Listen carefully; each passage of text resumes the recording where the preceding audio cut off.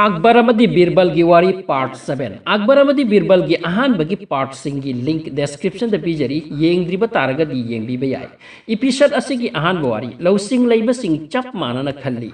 No maning thau Akbar and Birbal konungi bagana mada family ayukni makoi anigi mangda sangom glass khaibok amaga fruit plate amaga lay. Birbal na hairakli Maharaj ayuksida charahan bagi damak sangom ga phal ga cha bahai bisidi yam namak pabawani. Akbar na kumlaki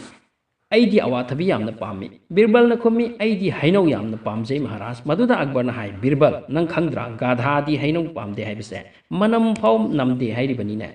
Birbal na khumi Maharaj gadha khakta na hainau pamda bani Birbal na amuk hai Maharaj nahaki sangom glass asidi khaibok tani sangom yauriba maduda Akbar na hai khaibok yaudaba natte khaibok ta hairakpani hayu mafam sida makoi ani yet nai amana hai khaibok sangom yaudre amana hai khaibok ta hairakpani masida Akbar na hai yengo Birbal mi hai basigi wakalonse poti amata adubu khanbadi tongan tongan ba mongdani masi karigiro Birbal na khumi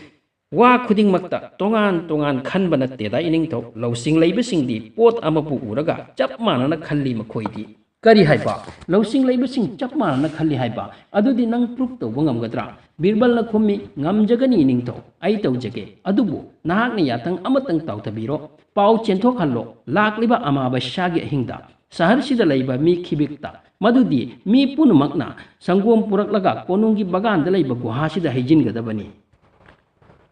Akbar na hangi aduga karamna praman tawdoiba losing laibasingna pot amabu amatta oina khalli haibase madudi Maharaj amabashagi ahing yorakanda khangbiro Birbal na khumi amaromda ningthaugi pauchenba mi amana saharda lauthokre amabashagi ahingda mi pumnamak sangom puraklaga konungi baganda laiba guhada hijin gadabani paujela sitabada praja mayam ngaknai masina kari makhalgi farman no amo aikhoigi ningthawase makhal makhalgi khanba amadi tawbujat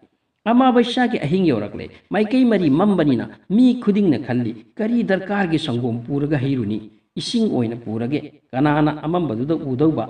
asumna maduda lakhiba mi pumnamakna sangom amatta puraklamde magi amaga wasu thoina lonade sangom purakpagi mong malhallaga ising guhaduda haijinnaramlaga chatnaki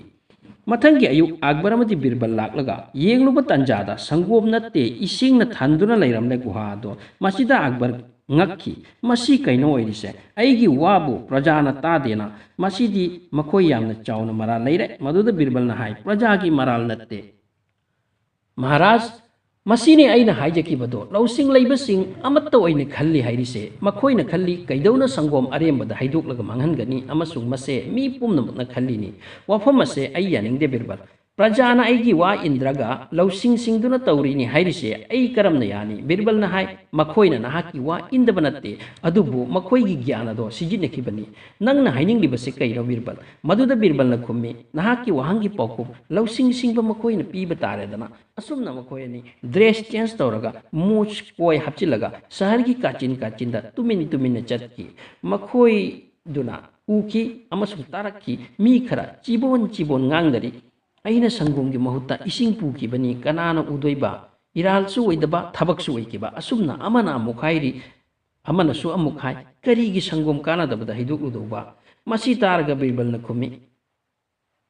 tabiredana Maharaj asumna makoi anina mi kaya dagi wafam ase chap manana tarakki madudagi Birbal na ningthauda hai Maharaj kharaga chatkisi takisi haibra maduda Akbar na khumi yare Birbal yare hai bhap tare losing singbasing amatta oina khalli haibase ai bhap tare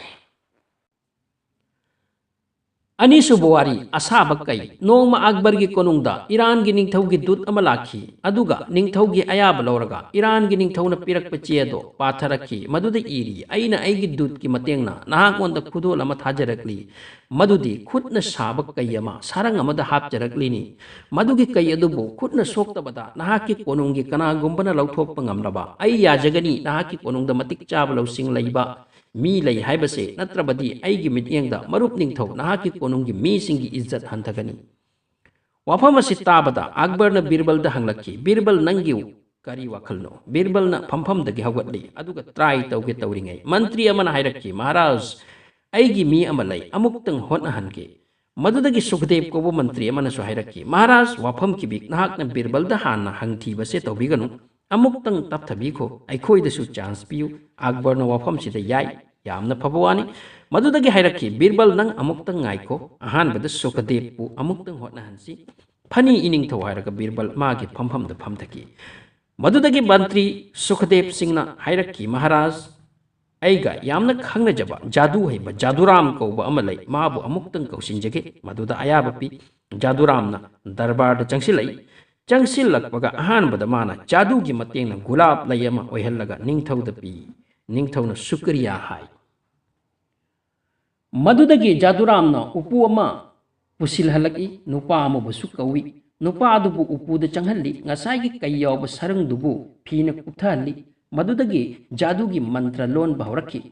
ꯃꯥꯅ ꯍꯥꯏꯔꯤꯕꯗꯤ ꯖꯥꯗꯨꯒꯤ ꯃꯇꯦꯡꯅ ꯀꯩ ꯑꯗꯨꯅ ꯎꯄꯨꯗ ꯑꯗꯨꯒ ꯅꯨꯄꯥ ꯑꯗꯨꯅ ꯁꯔꯪꯗ ꯂꯩꯔꯝꯒꯅꯤ ꯑꯁꯤꯅꯤ꯫ ꯖꯟꯇꯔ ꯃꯟꯇꯔ ꯁꯨ ꯃꯟꯇꯔ ꯁꯣꯜꯂꯒ ꯀꯥꯝꯁꯤꯟꯕ ꯌꯥꯕ ꯀꯥꯝꯁꯤꯜꯂꯦ꯫ ꯇꯨꯡꯗ ꯍꯥꯡꯂꯨꯕꯗꯗꯤ ꯅꯨꯄꯥꯗꯨꯁꯨ ꯀꯩꯒ ꯂꯣꯏꯅꯅ ꯁꯔꯪꯗ ꯂꯩꯔꯝꯂꯦ꯫ ꯅꯨꯄꯥꯗꯨ ꯀꯤꯕꯅ ꯑꯩꯕꯨ ꯍꯥꯡꯗꯣꯛꯄꯤꯌꯨ ꯍꯥꯏꯅ ꯂꯥꯎꯔꯛꯏ꯫ ꯃꯥꯏ ꯄꯥꯛꯈꯤꯗ꯭ꯔꯦ ꯖꯥꯗꯨꯔꯥꯝ, ꯁꯣꯏꯈꯤꯕ ꯑꯣꯏꯅꯤ, ꯑꯃꯨꯛꯇꯪꯒ ꯍꯟꯒꯦ ꯍꯥꯏꯖꯕꯗ ꯑꯃꯨꯛꯀꯤ ꯇ꯭ꯔꯥꯏꯗꯒꯤ ꯍꯦꯟꯕ ꯌꯥꯗꯦ ꯍꯥꯏꯗꯨꯅ ꯆꯥꯟꯁ ꯄꯤꯕꯤꯗ꯭ꯔꯦ꯫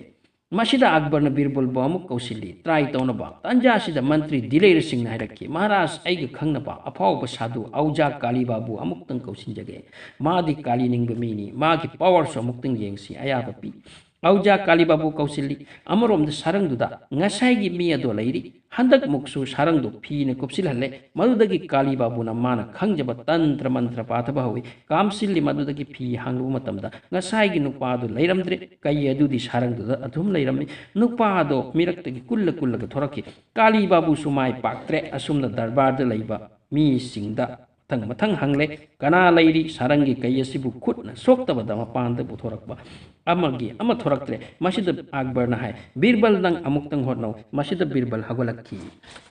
ꯉꯁꯥꯏ ꯍꯥꯏꯖꯈꯤꯕꯅꯤ, ꯁꯔꯪ ꯃꯅꯨꯡꯗ ꯂꯩꯕ ꯀꯩ ꯑꯗꯨꯗꯤ ꯑꯍꯤꯡꯕ ꯅꯠꯇꯦ ꯍꯥꯏꯕꯁꯦ, ꯑꯗꯨꯕꯨ ꯈꯨꯠꯅ ꯁꯣꯛꯇꯕꯗ ꯂꯧꯊꯣꯛꯄ, ꯃꯁꯤꯗꯅꯤ ꯃꯌꯥꯝꯒꯤ ꯀꯣꯛ ꯁꯥꯟꯅꯈꯤꯕꯁꯦ꯫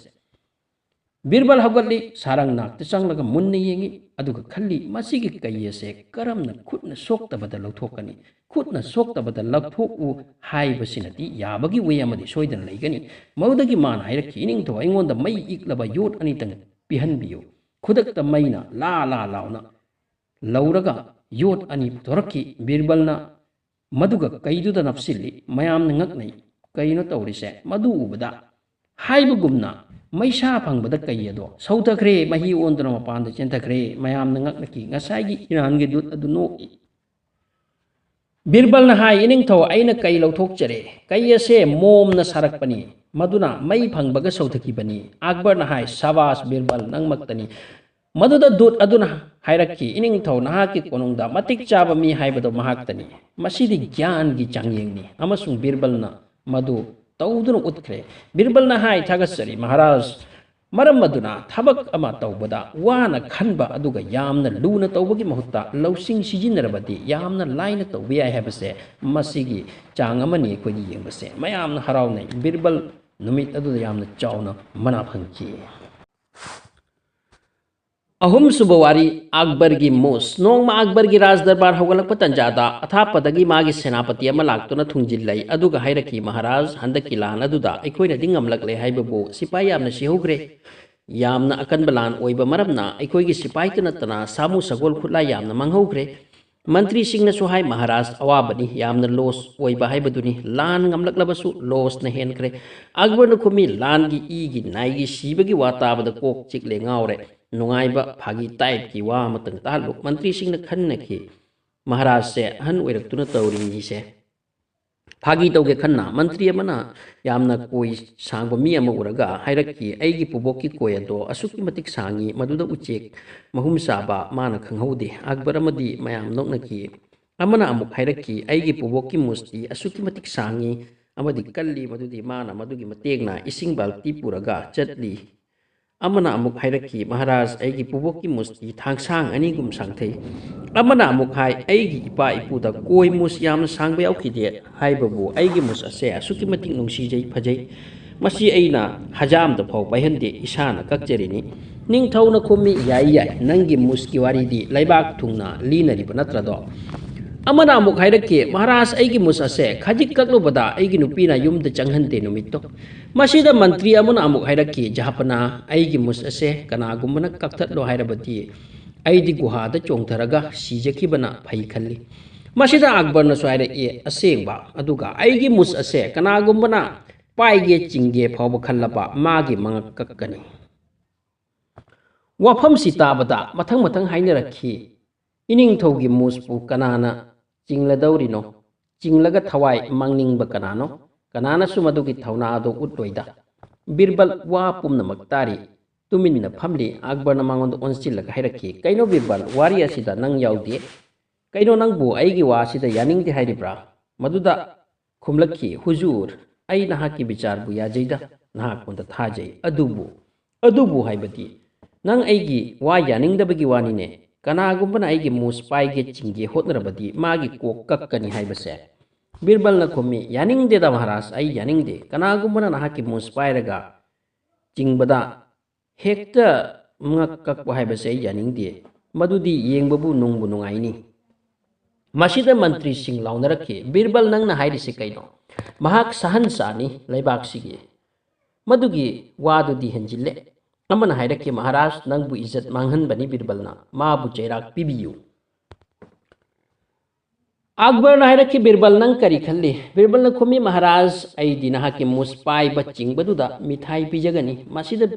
akbar saukre birbal nang aibu angau bani khanbra nang na karab na khalli no kanagumana aigi muspai ba madi chingbada aina harau gani masigi wase aseng bani praman taunatrabadi nang chairak nang baswaide wado tabda mantri atai hairaki kamdawre birbal nakok chiklaba ngaya khantharaga birbal na khummi maharaj aibu mikup amatang mapanda thoklubage ayaba pibiyu akbar na hairaki sukya yaroi mafamdagi lengba sukya yaroi nang na haiba wagi achumba utriba phawba birbal na khummi madu uchchagi haiduna mapanda chatki haijeri bani birbal thokhi korungi baganda akbar gi mamau nupi amadi masu nupa leirami masu nupa do kanna chen chongduna sanari birbal na angang adabu mamadagi lauraga mapugi nakta amuktang puruge hairaga purakhi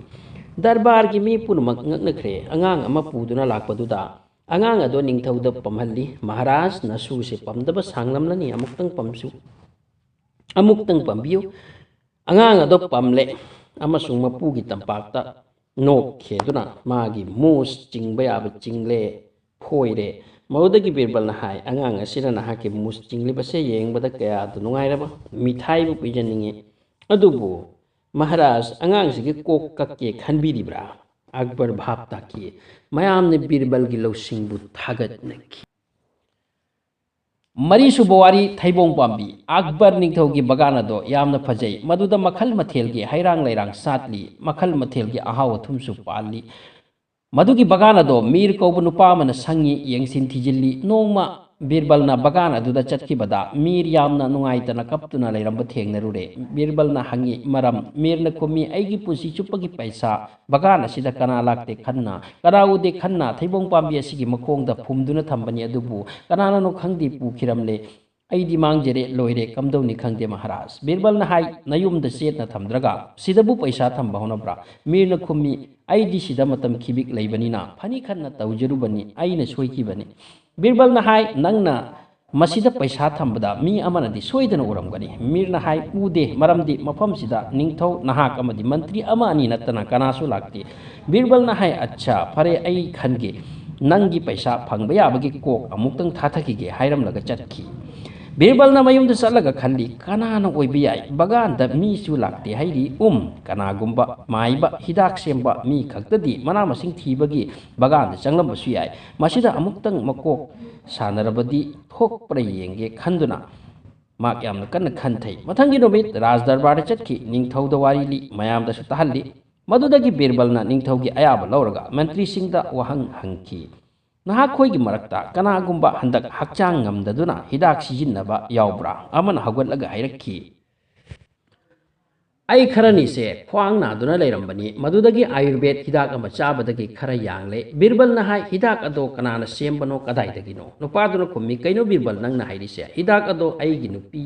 ki mamana jaipur dagi pirakpanida birbal na hai waro bibeate aina hangjari se maram amagini atai di kanagumba na yek payau kibra nong nini sida Mantri Raj Singh kouba amana hairaki ai numit ni dagi lok kan khubani adubu maiba amagi hidak thakpadagi yamna nungaijare Birbal na hai nahak da kanadagi hidak lobono mi dubu amuktang kausinba yagadra mafam sida karigi yaroi kouba yani magi ming maiba Vaidya Prakash kawe Akbar na hai bagan ta paisa mang baga hidak siam balayang ba amaga kari thoina mari leina deda Birbal nang na utning li se kaino bhap ta de Birbal na kumi Maharaj nga hektang taptabiyo wa loina thoksarakani ai thajei madudagi Birbal na mayam da haijei mantri mayam na yaragadi aiga maiba Vaidya Prakash ka wari sanabado asum tabiyo yathang tauki maiba Vaidya Prakash bu pusilaku maiba chengsilaki mabu taram na kausilli Akbar na maiba da hai Birbal na nangbu kaubani aina natte maga wari sanab madudagi Birbal na hairaki aina aigi marup mantri Raj Singha wari sanabada mana hai nangna hidak pibadagi magi anaba yangna fakre hairi aingonda so anaba ama leire yamna kuire maibe Vaidya Prakash na khumi o Maharaj adudi aina adomgi hidak pijaba ngamgani Raj Singh ji na phabagum adom su nini de fakini Birbal na hai aigi anaba se matam sanglabani adubu numit nini da phani hai base thajabadi wali maibaduna hairaki aigi hidak yamna powerful ni Birbal na hai adudi maiba nangi asuk faraba hidak se kari tilagadi sembano maiba na hairaki Maharaj ai ti takthok jade machel sing ado adubu nahak na hanglabani na maduda maruoina thaibongi mara sijinna jai Birbal na khumi o adudi aigi anaba se hekta phaba yaroi dorina sahar sidadi thaibong pambi su ude maibaduna hairaki chingna biginu Maharaj aikhoigi iningtho Akbar gi baganda thaibong pambi ama laidana Birbal na aduda hairaki acha maiba adudi achumba amatanga hayu madudi thaibong dugi makhongda lairamba paisa gi chapudo amuktang pithok piraklabadi masida maiba do wangang bangam khide mai ngangsinki ururu lai Maharaj aina mado kanagumbana tharam labasu kaw khamane khanduna lausilubani mapu lai tamare khanna ado pithok sarage mayam pungak ngnaki mirgi paisa hawjik phangle maiba adusu achumba wangang bagi damak mirgi paisa dagi sanagi mohor tara pikre mirna aduk yamba senfam ado yumgi mapanda thambagi damak magi paisa dagi khara khaidok laga pikibani Akbar abadi mayam yamna ngakna ki loina harauki numit aduda Akbar na Birbal da yamna chawna manama thum piki episod asigi wari loije wari amatang hapning lambani adubu yamna sangman le khanduna matang sida loisinjare video yang bibagi damak thagasari channel asida no word subscribe to sinbiyo adum nungai no ba wari khara di dum share tawjage